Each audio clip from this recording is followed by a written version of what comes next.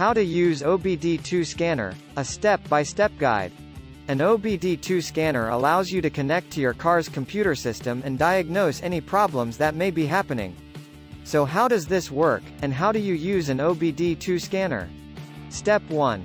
Find the diagnostic link connector. The first step in troubleshooting a car's engine is to locate the diagnostic link connector, DLC.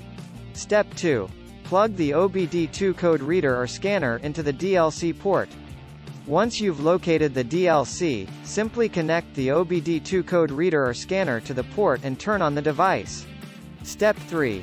Fill in the required info on the scanner screen. Now that the connection has been made, the OBD2 scanner will request some information from you. Step 4. Go to the scanner menu to find the OBD codes.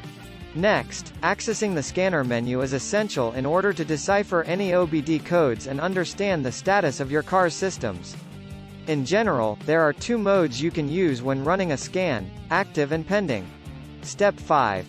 Get a good understanding of the OBD codes. It is essential to identify and understand the OBD codes that correspond to that particular error. Step 6. Start the error code diagnosis. Once you have identified the issue using your OBD2 scanner and moved on to trouble code diagnosis, there are a few key things that you need to focus on.